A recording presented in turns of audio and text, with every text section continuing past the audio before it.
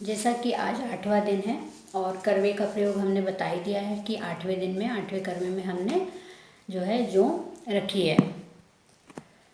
आज माता महागौरी का दिन है और महागौरी को नारियल से बनी चीज़ें बहुत ही पसंद है। काले चने का भोग लगाया जाता है, खीर पूरी हलवा इनका भोग लगाया जाता है। और आज का शुभ रंग है गुलाबी। जैसा कि हमारे अभी कपड़ों से ही पता चल गया कि आज अष्टमी की है तिथि, तो हमारी बिटिया और हमने गुलाबी पहना हुआ है। बीज मंत्र अभी गुड़िया ने बोल के बताया।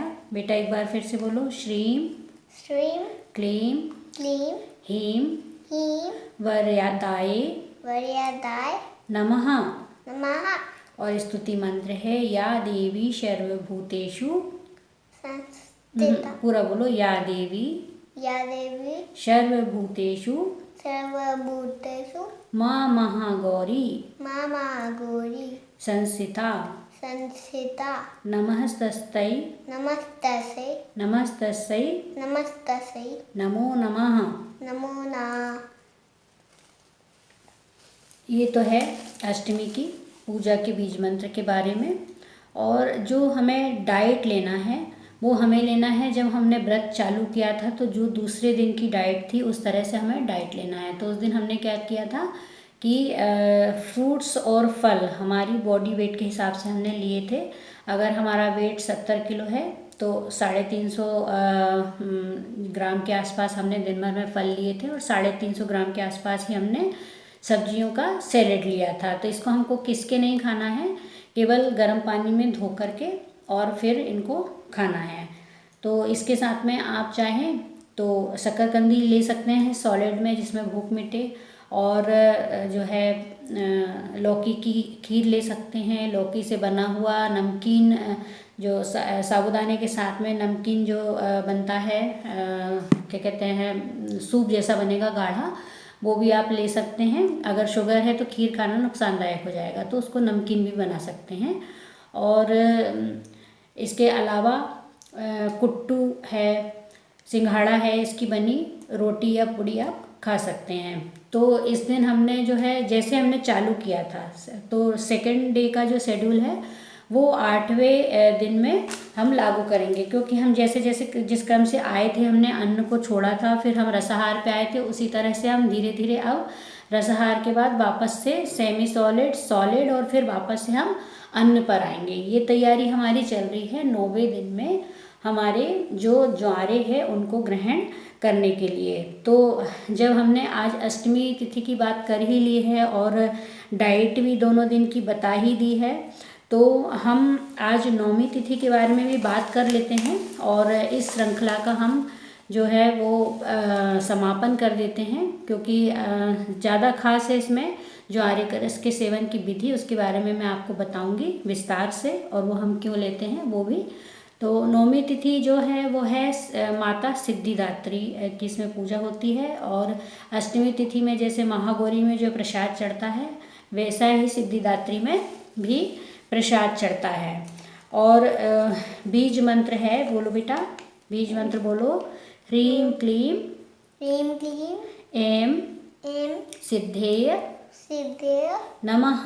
नमः। और स्तुति है या देवी या देवी सर्वभूतेषु सर्वभूतेषु मां सिद्धिदात्री रूपेण मां सिद्धिदात्री रूपेण संस्थिता रूपेण संस्थिता। नमस्तस्यै नमस्तस्यै नमस्तस्यै नमस्तस्यै नमो नमः। नमो नमः नमः नमः। नमः। और 9वीं तिथि पे हरा या फिर पर्पल ये रंग शुभ है, वो आप पहन सकते हैं। और जो है मैं अब आगे आपको प्रयोग बता देती हूँ कि इन ज्वारे का हमें 9वीं तिथि से प्रयोग अब कैसे करना है।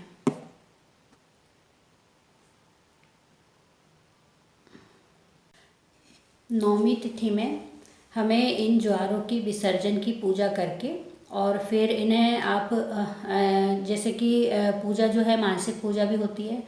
आजकल हम मूर्तियों को विसर्जित करते तो उनके स्थान से हटा देते हैं और घरों में ही अपने यहाँ पानी में ही विसर्जित कर देते हैं। ताकि हमारा पर्यावरण सुरक्षित रहे। उसी तरह से हम इनकी भी विधि कर सकते हैं। इनको आप विसर्जन की पूजा विधि कर दीजिए, अपने स्थान से हटा दीजिए सबको, तो ये जो है पूजा की विधि से ये हट जाएंगे। और आपको विसर्जन करना है तो एक जो एक्स्ट्रा लगाया था उसको आप विसर्जित कर सकते हैं, लेकिन हमें अपने स्वास्थ्य के लिए अब ये हमें चाहिए है, ठीक है। ये है ग्रीन ब्लड। इसे जो है ग्रीन ब्लड इसलिए कहा गया है क्योंकि इसका जो कंटेंट है वो ब्लड से काफ़ी मिलता जुलता है। और अगर किसी के शरीर में खून की बहुत कमी रहती हो, कुछ दवाइयाँ लेने के बाद भी, बार बार इंजेक्शन लेने के बाद भी खून उनका नहीं बढ़ता हो, तो ये जो उपाय है पूरे 9 दिन व्रत रहने के बाद और इसको लेने का विधि, इससे खून जो है वो 100% बढ़ता है। तो इसके लिए हमें क्या करना है, इनको हमें ऐसे जड़ समेत हमें इनको उखाड़ लेना है पूरा, ठीक है। जड़ समेत इसलिए उखाड़ना है क्योंकि इसमें पहले से जो लगे हुए हैं ना वो हमें हटाने हैं, क्योंकि हम इसमें आज 9वें दिन में हम इसमें से आज ये निकाल लेंगे पूरे जो है ज्वारे, और फिर उसके बाद जो है ऐसे ऐसे निकालना है इनको ताकि ये जड़ समेत निकल जाए, ठीक है। फिर हमें इनको निकाल करके इनका हमें मिक्सी में जूस बना लेना है। और ये जो करवा हमारा आज खाली होगा 9वें दिन का जो हम निकालेंगे, इसको हमें वापस से साफ़ करके इसमें वापस से चाहे तो दूसरी मिट्टी लगा दें, या फिर जड़ समेत तो अपन निकाल ही रहे हैं, पहले के जड़ें होंगी तो भी कोई दिक्कत नहीं है। आज से हमें इसमें फिर से जो लगा देना है, जैसे हमने ये निकाल लिया है, और फिर इनको जो है अच्छे से हम धो लेंगे, और धोने के बाद इनका हम रस निकाल लेंगे, ठीक है। रस निकाल के हमें उसमें जैसे एक व्यक्ति को अगर दे रहे हैं तो 4 से 5 चम्मच इतने में से रस निकलेगा। तो उसमें 10 ml के करीब पानी मिलाकर सुबह खाली पेट उसको प्रतिदिन पीना है। तो ये 9वें दिन का हमने निकाला है, मतलब 9वें दिन का जो एकम को हमने लगाया था वो 9वीं के दिन हमने निकाला है रस पीने के लिए। फिर हमने उसी पात्र में फिर से मिट्टी लेकर के 9वें दिन के करवे में फिर से हमने ज्वारे बो दिए हैं, ठीक है। तो ये अब फिर से प्रथम दिन का हो गया। तो जो है फिर हम क्या करेंगे कि 9वें दिन हमने प्रथम दिन का करवा ले लिया, अब 11वें दिन हम जो द्वितीय दिन का हमने करवा बोया था हम उसका ज्वारे निकालेंगे और फिर उसका सेवन करेंगे। ऐसे करके क्रम से हम हर 9वें दिन का जो इसमें से निकला है ये उसको ज्वारे को हम हर 9वें दिन का जो ज्वारा है वो प्रतिदिन इसका हमें 21 दिन तक सेवन करना है, कम से कम। ज़्यादा से ज़्यादा आप कर सकते हैं 3 महीने तक भी इसको ले सकते हैं। बहुत ज़्यादा अगर किसी को परेशानी है तो 3 महीने तक ले सकता है, लेकिन 21 दिन का आपको बिल्कुल प्रयोग करना है। जो हमारा 9वें दिन में खाली हुआ था उसमें हमने आज डाल दिया 9वें के दिन, फिर जो दूज का है वो 10वें के दिन निकल जाएगा। ऐसे करके क्रम से निकलते जाएंगे और जिस जिसका निकलता जाएगा हम उसमें वापस से ज्वारे बोते जाएंगे। तो हमें हर 9वें दिन का जो है ये ज्वारा मिलता जाएगा और इसे हमें 21 दिन तक लगातार इसको पीना है। जौ के बारे में मैं आपको कुछ तथ्य बताती हूँ। प्रामाणिक एक किताब है बृहद प्राकृतिक चिकित्सा अंक, ठीक है। नेट से उठाकर और यहाँ वहाँ से वीडियो को देख कर के कहीं से भी कोई भी शेड्यूल कभी अचानक से चालू नहीं कर देना है जब तक कि कोई ये सिद्ध ना कर दे कि ये प्रयोग ही सिद्ध है। अभी हाल ही में एक घटना हुई कि एक लड़की ने वीडियो देख देख कर डाइट की और उसकी जो है डाइट करने से मृत्यु हो गई। बड़े ही दुखद समाचार है।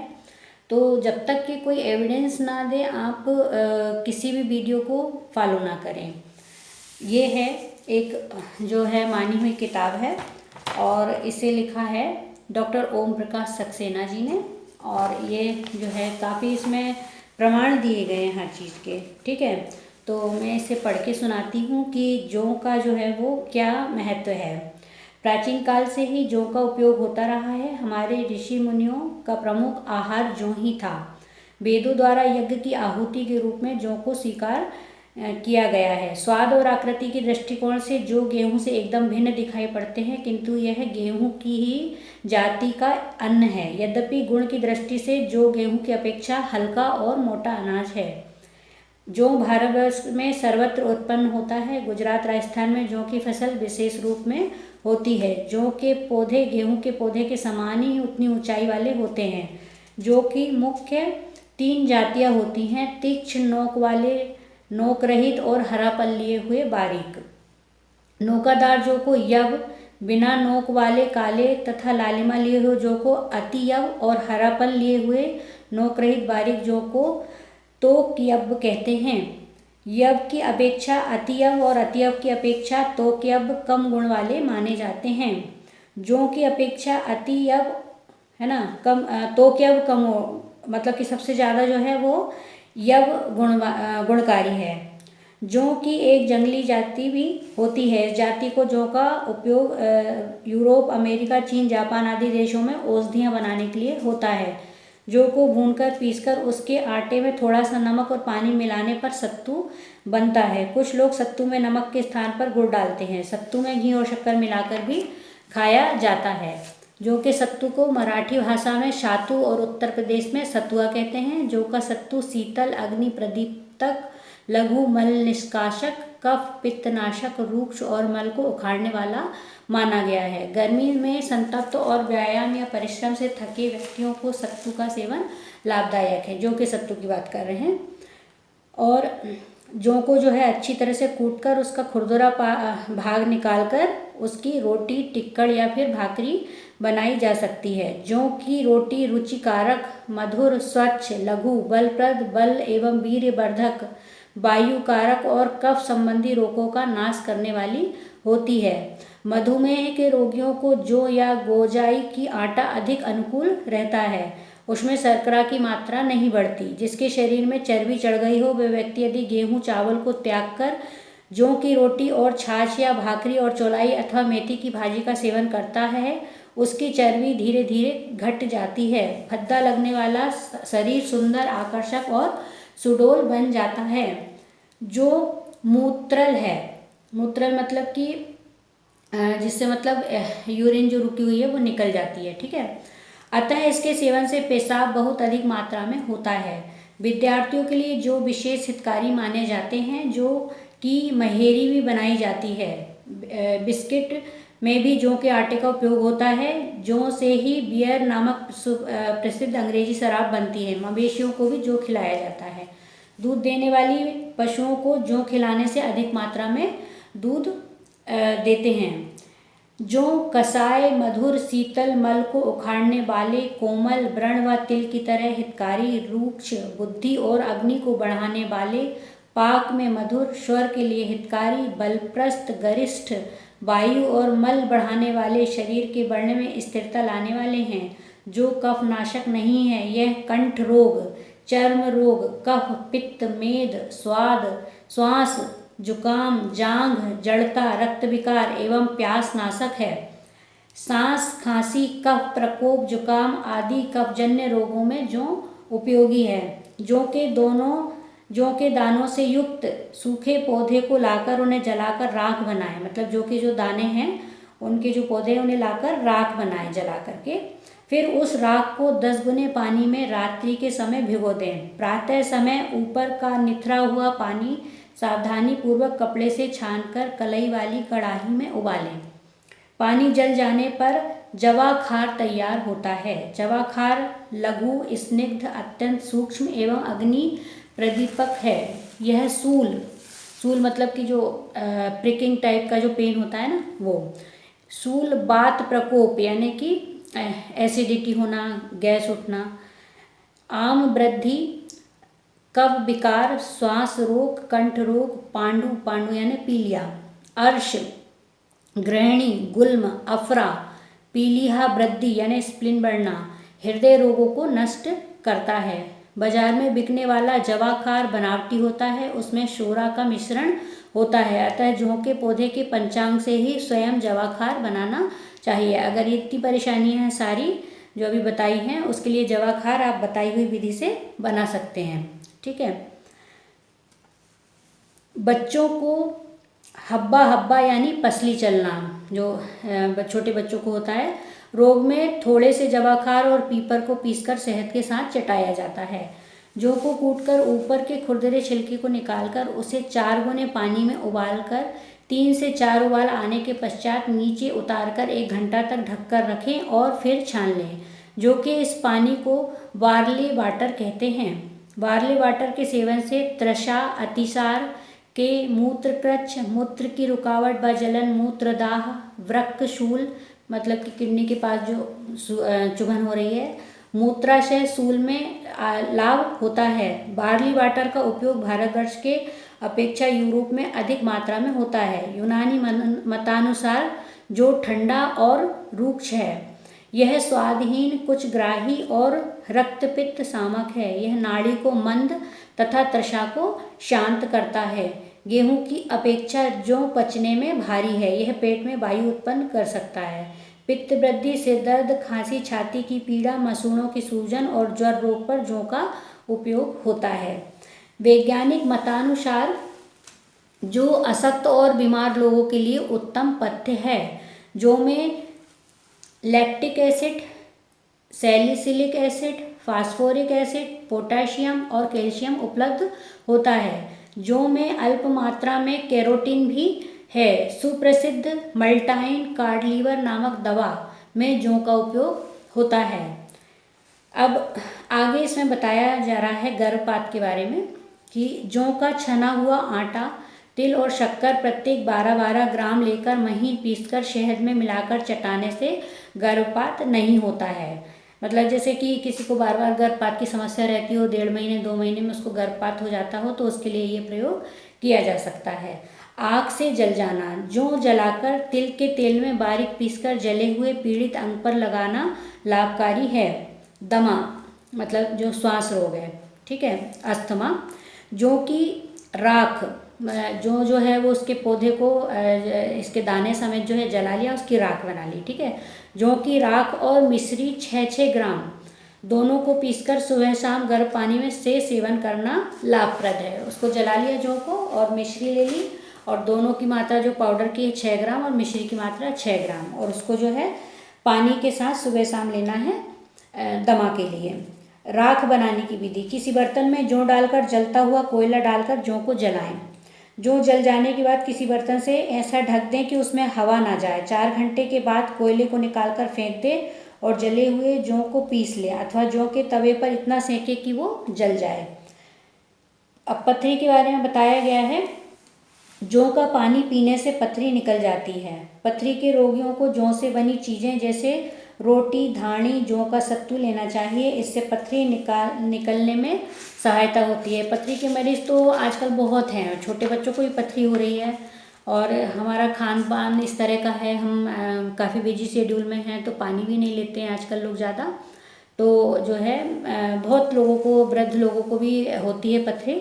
तो किसी भी तरह की पथरी है वो जौ के पानी से, कहने का मतलब ये है कि जो साबुत जौ है ना, उसको पानी में डाल के उसका पानी पी रहे हैं, ठीक है।